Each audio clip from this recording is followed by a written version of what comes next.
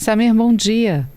Bom dia, Patrícia. É um prazer falar com você e com os ouvintes da CBN. O prazer é nosso. Samir, vamos lá. Reforma tributária tem como o foco principal os tributos que incidem sobre o consumo. Mas acabou alterando também impostos que são importantes, alguns até pouco falados, né, comumente no dia a dia, mas que existem e são importantes para quem precisa deles, que o imposto sobre transmissão, causa mortes e doação de qualquer bem ou direito, e também o ITBI. Vamos lá, vamos entender o que a reforma tributária está fazendo com esses dois impostos e o que vai acabar provocando na nossa conta final? Vamos sim, Patrícia. E é bem isso que você falou. O foco principal da reforma foi os impostos sobre o consumo, mas acabou que no final das contas também outros impostos foram alterados, modificados, né? Que é o caso do ITCMD, que é o imposto de competência dos estados que incide sobre herança e doações. A reforma ela aprovou uma espécie de lei geral do ITCMD, que agora a aplicação do ITCMD é de forma uniforme, com as mesmas regras para todos os estados do Brasil. E a principal alteração, Patrícia, entre elas, é a alíquota que atualmente, antes da reforma, era fixa e passou a ser progressiva, de até 8%. Então, alguns estados já aprovaram essa nova sistemática de cobrança progressiva, que ela vai aumentando de, digamos, 1% até no limite de 8%, conforme o valor dos bens a serem doados ou que estiverem na herança. 17 estados aproximadamente já aprovaram essa nova sistemática e outros não, que é o caso do Espírito Santo, que ainda não aprovou. O Espírito Santo atualmente tem alíquota fixa de 4%. E pode ser, a indicação que nós temos é que ano que vem o Estado deve mandar para a Assembleia Legislativa um projeto de lei prevendo essa cobrança escalonada, progressiva, né? O secretário da Fazenda, Benício Costa, inclusive em algumas oportunidades públicas já manifestou essa intenção do Estado de mandar para a Assembleia Legislativa. E se isso acontecer, pode ser que determinados bens que hoje a pessoa pagaria 4% vai dobrar, né? Vai passar para 8%. Então, imaginemos que esse projeto de lei, que eventualmente o Estado mande ano que vem para a Assembleia, pegue lá como teto bens ou imóveis de 800 ou 1 milhão para cima, a partir desse valor já tem o teto de 8%. Então, hoje, o que pagaria 4% vai passar a pagar 8%, né? O dobro. Agora, o que eu tenho alertado, Patrícia, é importante dizer, que ano que vem provavelmente vai ser uma última janela de oportunidade para quem quer fazer planejamento sucessório. Isso, sucessório, patrimonial, essa movimentação de bens, pagando a sistemática atual, porque mesmo se for aprovada essa lei ano que vem, no direito tributário existe o princípio da anterioridade. O que isso significa? Que alguns tributos, como é o caso do ITCMD, mesmo quando há algum aumento, alguma modificação da forma de cobrança, eles só podem passar a ter vigência, a valer no ano seguinte. Então, mesmo que o Estado aprove ano que vem essa lei, ela só vai passar a ter vigência a partir de 1º de janeiro de 2027. Então, é muito importante as pessoas que têm, e aí no radar, tá, no horizonte, fazer essas alterações, esses planejamentos, colocar em prática efetivamente ano que vem, porque pode ser, conforme for a realidade de cada um e o projeto de lei a ser aprovado, vai pagar muito menos, né, o ITCMD. Também houveram outras alterações importantes, se você me permite, Patrícia, claro, que foi o local da cobrança, porque até então, antes da reforma, o local de processamento do inventário era de livre escolha das pessoas, né? Então, conforme era o estado que tinha uma alíquota menor, a pessoa poderia escolher abrir o inventário naquele determinado estado. E agora, com a reforma, passa a ser o domicílio do falecido ou doador, com exceção dos bens imóveis, que ainda continuam a ser tributados no estado onde eles estão situados também. E a questão da base de cálculo, porque até então era o valor patrimonial contábil, o valor venal do imóvel, aquele valor que vinha na escritura, né? E agora passa a ser obrigatoriamente o valor real de mercado. Então, à medida que isso já está valendo, à medida que você aumenta essa base de cálculo, você também tem um pagamento maior, né? E aí, quando o Estado ele faz essa análise, faz essa avaliação e faz o lançamento do TCMD, e se o contribuinte entender, por exemplo, que aquele imóvel que o Estado avaliou não está correto, aquele valor está acima do valor de mercado, por exemplo, pode contestar administrativamente. Então, tem essa alteração que é muito relevante também. Quem vai fazer a avaliação de mercado? Porque isso também pode ser contestado, né? Pode. Geralmente é a própria Secretaria da Fazenda, são os fiscais da Secretaria da Fazenda. Pelo que eu tenho visto, de forma geral, Patrícia, pelo menos a realidade aqui do Estado, tem sido de forma coerente, até com o valor de mercado, mas eventualmente uma avaliação ou outra que tiver muito fora da realidade, o contribuinte pode demonstrar, pegar laudos com corretores, eventualmente, para comprovar que aquele valor que a Fazenda está indicando como se fosse o valor de mercado não está correto. Né? Então, isso pode ser contestado, sim, de forma administrativa, para que o valor seja um valor realmente de mercado, né? E não um valor eventualmente a mais que está sendo indicado. Eu tenho aqui a pergunta do Fernando. Você falou sobre alguns que podem pagar o dobro, né? No caso do imposto sobre doações. Mas ele está aqui questionando o seguinte: alguém pode pagar menos? Como é que vai ser esse cálculo? Eu aproveito a pergunta do Fernando, que você já até falou que alguns podem até pagar um pouco menos, mas para tentar detalhar um pouco mais, o que o governo do Estado, como que o governo do Estado vai definir quem vai ter aplicação de 1%, 2%, 3%, 4%, 5% até os 8%? Já dá para ter uma base de como vai ser isso? Não dá para ter uma base. Pelo menos assim, a informação que a gente vem acompanhando, que isso está sendo discutido internamente na Secretaria da Fazenda, mas são informações internas ainda, que não foram dado conhecimento público.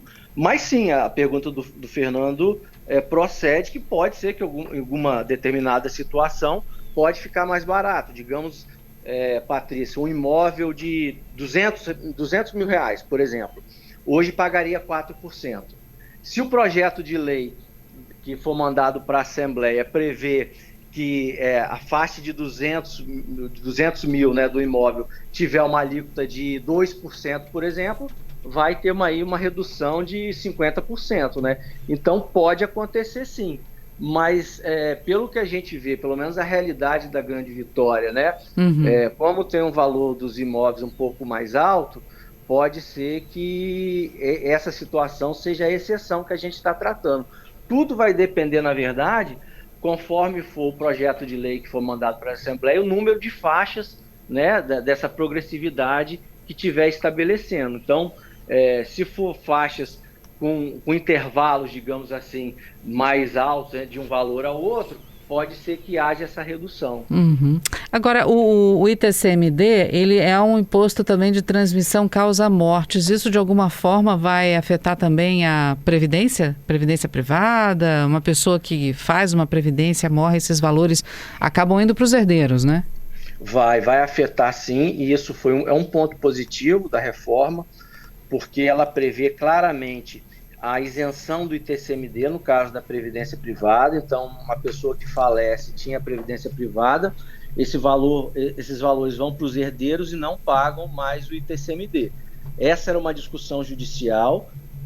Recentemente teve uma decisão do Supremo até favorável aos contribuintes, mas colocar isso em lei, deixar isso claro, isso traz muito mais segurança jurídica para as pessoas, né? Então, isso foi um ponto muito positivo que a reforma trouxe, essa isenção. Um outro ponto também que é muito comum, a gente vê em operações principalmente de empresas, né, são doações de cotas das empresas, né, às vezes até entre familiares da mesma empresa, de pai para filho, enfim. E até então, assim, uma prática corrente era que quando tinha essas doações dessas cotas, era o valor das próprias cotas. Então, por exemplo, Era doado um determinado número de cotas, que lá no contrato social falava que era R$ 10.000 o número daquelas cotas. Então o ITCMD incidiria sobre esse valor de 10 mil. Uhum. Agora, além do valor das cotas em si, há toda uma avaliação muito maior, que é avaliado o fundo de comércio. O que isso significa? Que além do valor das cotas, é avaliado também o valor da marca, o valor da carteira de clientes, a reputação e a posição de mercado da empresa, que a gente chama no direito empresarial de goodwill. Então, todos esses aspectos são avaliados também agora nessa doação de cotas das empresas, né? E isso pode elevar de 3% a 5%, por exemplo, o valor do que antes era pago, né? Que antes era muito focado na questão do patrimônio contábil, né? Que estava registrado. Então, essa avaliação mais ampla, isso vai aumentar também o ITCMD nesses tipos de operação societárias, né? De transferência de cotas das empresas. Para a gente encerrar, vamos falar um pouquinho do ITBI, né? Que é a compra e transferência de imóveis. Para ele, o que muda? Na verdade, para a gente, né? O que muda em relação a ele? Isso. O ITBI é municipal, né? Incide sobre as vendas de imóveis. E, assim, a principal ocorrência agora é em relação ao fato gerador, que ele passa a ser do ato da celebração do ato de transmissão. Ou seja, isso significa que o comprador agora ele vai precisar de ter caixa disponível para pagar o tributo mais cedo no processo de aquisição, né? Porque antes não era assim, até teve uma decisão também do Supremo recente, que até gerou muita crítica, que o Supremo colocou que o ITBI só seria pago quando fosse levado a registro no cartório. Então agora não, é feita essa antecipação e também pode ser cobrado um valor de referência. O município pode estabelecer um valor de referência ou de mercado e não mais também o valor venal. Isso se aproxima muito da sistemática que a gente falou em relação ao ITCMD e é mesmo um procedimento muito parecido. Assim, se o município fizer o lançamento entendendo que o valor que está ali declarado, né, não é o valor correto, ele pode lançar o valor que ele acha que é o valor de mercado e cabe aí ao contribuinte demonstrar eventualmente que esse valor que o município está indicando não está correto, está acima do valor de mercado. Tanto o ITBI como o ITCMD, nesse ponto, Patrícia, tem muitos imóveis que a gente sabe que está desatualizados os valores, muitos anos desatualizados, né? Nos registros, nas escrituras. Então, isso é um ponto de atenção daqui para frente agora, quando as pessoas forem fazer essas movimentações com esses imóveis, reavaliar o patrimônio, né? Porque o valor de mercado agora vai ser a régua do fisco, vamos dizer, até para poder evitar qualquer tipo de surpresa aí desagradável. Samir, fica comigo, eu tenho umas 2 perguntas de ouvintes aqui, a gente só vai para o repórter CBN e a gente encerra a conversa já, pode ser? Claro, um prazer. 1 minutinho. Estamos de volta falando sobre as mudanças que a reforma tributária acabou causando para alguns impostos, como o ITCMD e o ITBI. Na ida para o repórter CBN, o Samir, conversando conosco nesta manhã, o Samir Nemer, que é advogado tributarista. A gente estava falando um pouco sobre o ITBI, tem perguntas dos nossos ouvintes aqui. Samir, para você, obrigada por aguardar a Rede CBN, hein? Não, imagina, um prazer. Vamos lá. Pergunta do Fernando de novo conosco. Existe o risco do contribuinte pagar mais ITBI do que o imóvel realmente vale? Assim, em tese existe, porque eventualmente numa operação de venda, se o município fazer a avaliação do valor acima de mercado e o contribuinte não contestar, ele vai estar pagando mais, né? Então cabe assim às pessoas, ao contribuinte estar atento com essa avaliação que vai ser feita pelos municípios, para saber se realmente o que o município está indicando que aquele determinado imóvel ou aquele lote naquela região, se realmente está compatível com o valor de mercado, com o valor que está sendo transacionado ali, né, nos imóveis daquela localidade. Então, cabe sim aos munícipes, né, aos contribuintes ficarem atentos para eventualmente não pagar mais numa eventual avaliação, vamos dizer, digamos, exagerada, né, que um ou outro município pode fazer, ou um caso ou outro, né. O Renan está aqui perguntando, então comprar um imóvel pode ficar mais caro por causa do ITBI? Pode ficar mais caro, sim. Pode ficar mais caro, sim, porque agora os municípios eles vão poder colocar esse valor de referência ou um valor de mercado e não mais pelo valor venal. Então pode ficar mais caro. E se eu tiver, por exemplo, um imóvel que lá no valor venal dele, no valor da escritura, está muito defasado, né? Um imóvel muito antigo, que está há 10, 20 anos constando aquele valor, sei lá, só um exemplo, de 100 mil reais, mas que hoje o imóvel, na prática, o valor de mercado, custa 1 milhão. Então, o ITBI vai incidir sobre a base de cálculo de 1 milhão, né? E não dos 100 mil que está ali no registro, né? Então, sim, a probabilidade de ser pago valor maior. Por isso e aí volto a frisar esse ponto, que é importante essa reavaliar o patrimônio, né? Porque entender que o valor de mercado agora é que vai ser a régua aí do fisco e evitar qualquer surpresa, né, nessas operações. Para a gente encerrar, a Marina aqui falando, vem cá, vou ter que pagar isso todo ano? Não, isso aí é só em cada operação que fizer de transferência de imóveis, compra e venda de imóveis ou doação, né, ou no caso de herança, né? Então, o povo dizer, não imposto como se fosse imposto de renda, IPVA, imposto de renda que a gente paga todo ano, não. Senão ninguém aguentaria, né? Não é? Agora vamos lá. Bom, fica aqui a dica, né? Se for escolher um imóvel para morar, pelo menos procura direitinho e escolhe um que você vai morar a vida inteira, porque se tiver que trocar, você vai ter que pagar tudo de novo, né? Exato, exatamente. Olha, o Giovanni está aqui brincando com a gente, Samir. Ele falou, olha, ganhei na Mega Sena, vou dividir o bolão. Quais os impostos que incidem? Imposto de renda, com certeza. Mas esse é um problema bom, né, Patrícia? Não é? A gente pagar imposto de renda sobre 1 bilhão, que eu acho que é o valor que está aí da Mega Sena da virada, né? Então é um problema bom que o Giovanni vai ter. Paga fácil, né? Samir, obrigada, viu, por estar conosco, esclarecer as dúvidas dos nossos ouvintes. Eu que agradeço, Patrícia, quero aproveitar para desejar a você, aos profissionais da CBN, aos nossos ouvintes, um feliz 2026, com muita paz, muita saúde e prosperidade. Samir, chegou uma perguntinha aqui do Ricardo, a última. Existe limite de idade para um idoso 80 a mais fazer uma previdência colocando os filhos como beneficiários? A Receita pode entender como um recurso para não pagamento do imposto?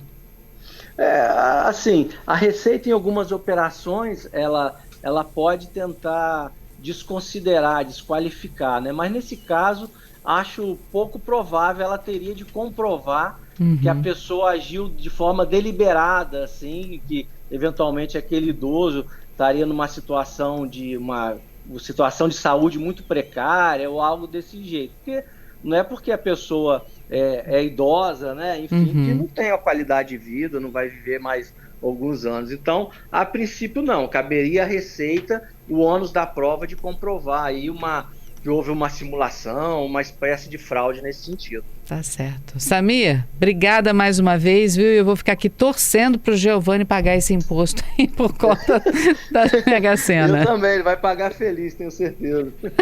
Obrigada, viu, Samir? Um feliz 2026 para você. Igualmente. Tchau, tchau. Tchau, tchau.